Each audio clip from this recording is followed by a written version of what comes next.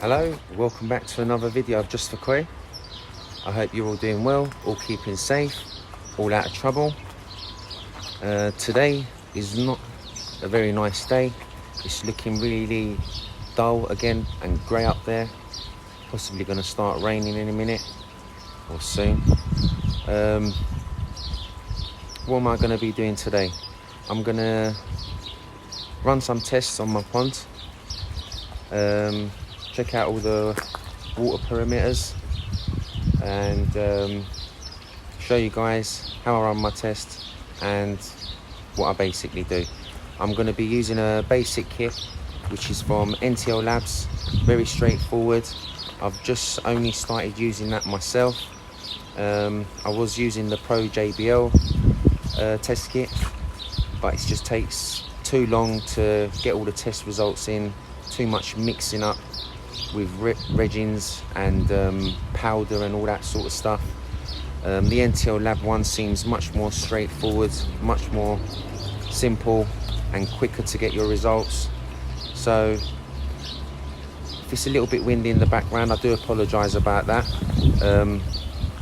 Weather's like not too great today. So what I'm going to do, I'm going to take you guys into the filter house, set you up on the tripod, and then we can start running all the tests that we need to do, and hopefully it will help some of you guys out there.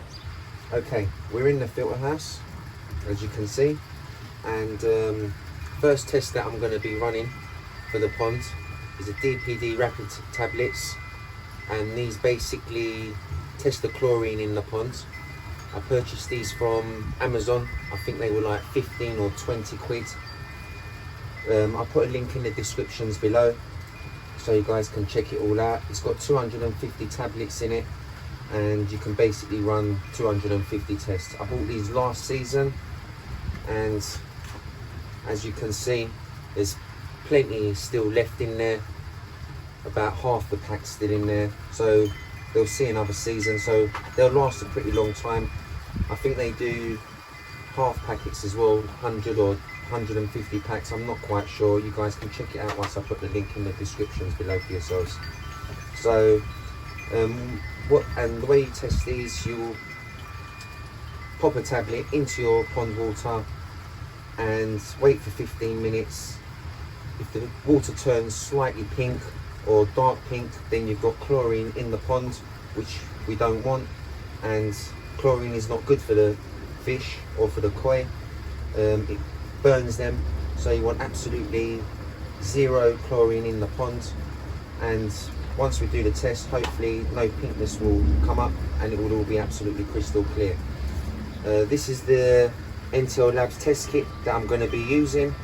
I've only used this 2-3 times. Very basic kit, very straightforward. It's got all the regins in there that you need to do your tests. No powder form is it with these, so pretty straightforward stuff.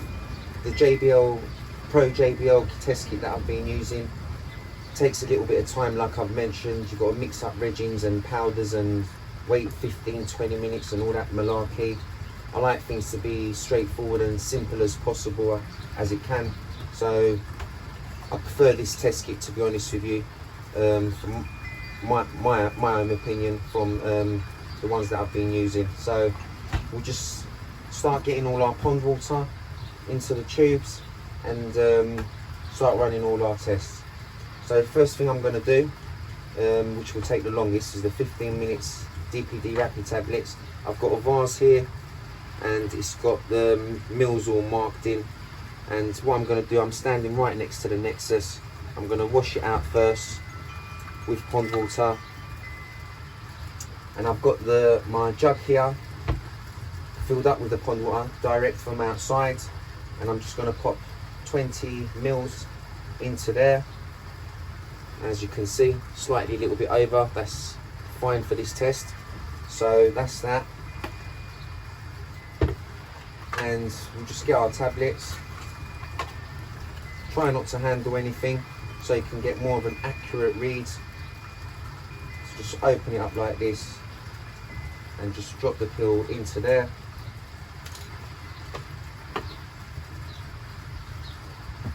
Crush it all up stir it around until it dissolves all, until it's all nicely dissolved.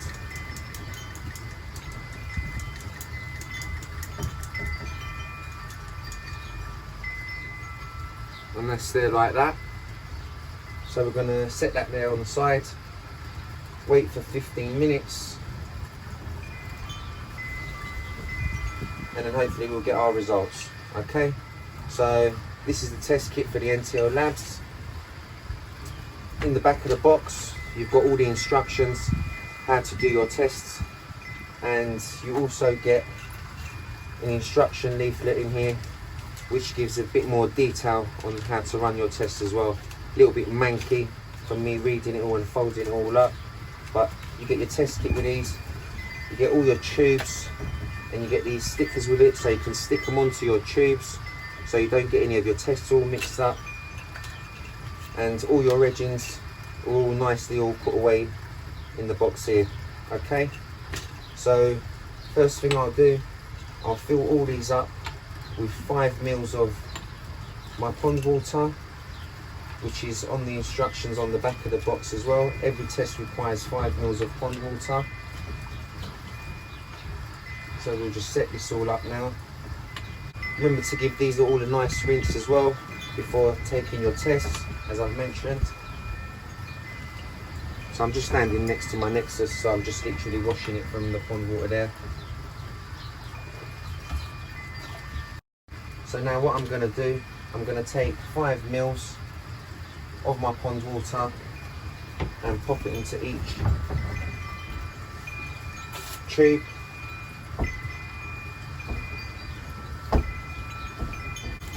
So the first test I'm going to run is my ammonia, and that's a 3-part reagent. All the drops are required 5 drops. All the reagents are required 5 drops, sorry. So we'll just get our ammonia tube, and in order 5 drops in, and you just give this a little shake like so. Set that aside, and the results for that will come to us within 10 minutes. So we'll pop the lids back onto these, and our next test is going to be our nitrate. I always get I think we all get the nitrate and nitrite mixed up. So I'm just going to get the tube for the nitrate, and this as well is a 5 ml drop. Let's just double check. Yep, 5 ml drops. And you'll get your test results for the nitrate in 2 minutes. So give that a nice shake as well. Pop that aside. Next test is on nitrite, and that's a 2-part reagent. And again, I think this is a 6 drop. Yep, 6 drops of this one.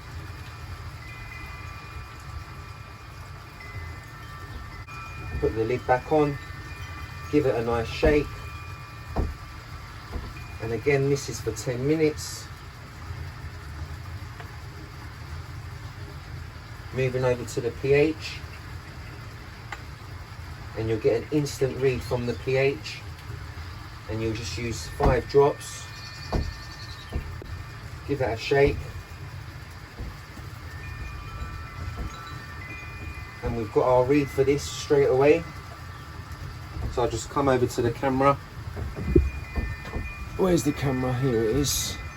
And if I just show you guys, my pH is running at around, give or take, in between 0.8 and 8.0 and 8.5. As you can see on the camera, I hope it's picking it all up. Okay, but what I'm going to do, I'm going to show you guys a little gadget that I've installed to get constant read of my pH. We'll get to that towards the end of the video. The nitrate is ready, so I'll just come over here to yourselves, and again we'll pop it over here, and it's looking absolutely clear to me from here.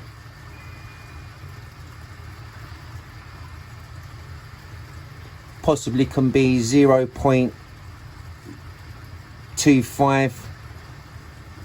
It's got ever so slight little pinkish in it, but with doing a couple of water changes, that will solve that problem straight away. So that's not a problem, as long as we're not at these crucial danger zones, which is these 3 colors down here on the chart.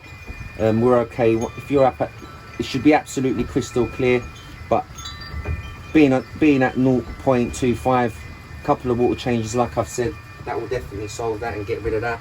So that's another test done. Still waiting for the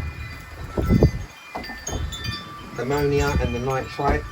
So next we'll move to our KH, and this is here, and this is a 1 part resin, and you put in 1 drop, give that a little shake, and it should turn slightly blue, or a bluish colour. As you can see, it's turned blue. And what we need to do now, we need to start adding our drops in and turning it into yellow. So every time you add a drop, give it a little shake, add another drop, give it a little shake, and remember to count how many drops you're putting in. A little bit of hint of blue at the bottom of it. 6. So 6 drops to make it go yellow. That is with my pond, so that's about right, to be honest with you. Okay. And our last test, which is going to be our GH, which is the tube is here. Just shut that door because it keeps knocking from the wind. Okay, do apologise about that. And this is a 2 part resin, A and B, and you'll put in 2 drops of A, and it should turn into like a pinkish purplish colour. Give it a little swirl.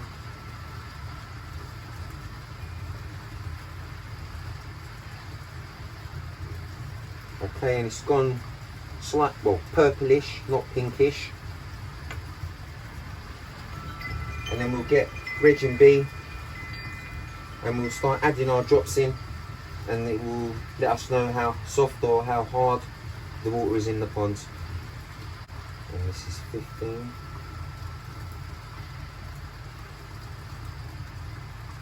So my water is quite hard, and that would be because I'm possibly in the area that I'm living in.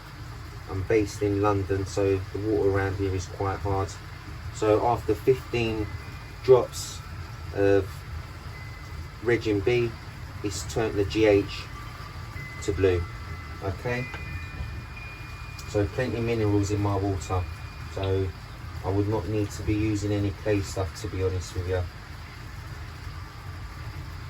Okay, right, so let's get our tests in. Right, nitrite, we'll do the ammonia first. Actually, that was the first one that we did do. Okay, and my ammonia doesn't look great. It's a little bit greenish, so I would imagine it's on 0.2, so it needs to be yellow. And again, what I'm going to need to do, cut back on my feeding and also make a couple of water changes, and that will hopefully bring it down. I would say it's possibly, yes, just below the yellow. So I'll just do a couple of water changes on that and get that all sorted out. So everything apart from the ammonia seems to be fine. The tests, to be honest with you, the ammonia is actually the most dangerous thing for the koi, so that you can actually lose your koi. So another, I've just literally took the Baki shower out, so I've lost loads of beneficial bacteria, which hasn't helped. The weathers have warmed up a little piece, so I've started to feed a little bit, and because I've cut back on the beneficial bacteria and added in some up the food, it's spiked up the ammonias a little bit, but that's not a problem. It's not, well, it's a problem, but it's not dramatically high, so I can definitely sort that out with a couple of water changes. And the chlorine is done, so we can come over here and check on our chlorine. And the chlorine seems to be, well, put it over here, not on the pink side, absolutely crystal clear, so no chlorine in the water, so that's fine as well. So 2 little spikes we've got ever so slight little pink, ever so slightly in the nitrate, and the ammonia's gone a little bit of a greenish colour to it. So doing water changes, cutting back on the feed, she'll sort these 2 little problems out. And like I said, they're not too dramatic to work and sort out, so we'll get all that sorted, and that's about it. So they're the test results. That's how I use my Ntlabs test kit. That's the test kit basically all done. So I'll just pop you off the tripod and quickly show you what I've installed to get a constant pH read. And I've basically put a Bluelabs Guardian right over here, and it testing my conductivity, my temperature, and also the pH in the pond, and it's giving me constant reads. So as you can see, I've got one of the probes dropped right in there, which is one of white probe, and that one is the temperature and the conductivity probe, and right over here the black probe is for the pH. And what I will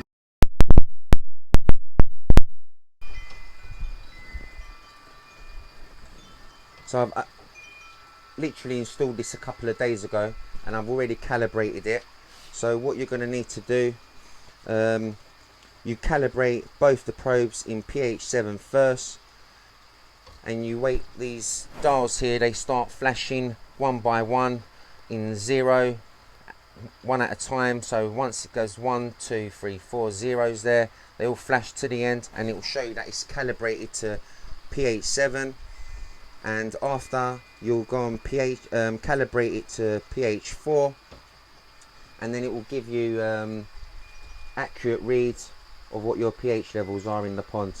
And as you can see, mine is 8.5, so the read that I got from the Ntlabs is pretty accurate. And I've been checking on this every 3 to 4 hours from morning till evening, just to see if I've got any pH crashes.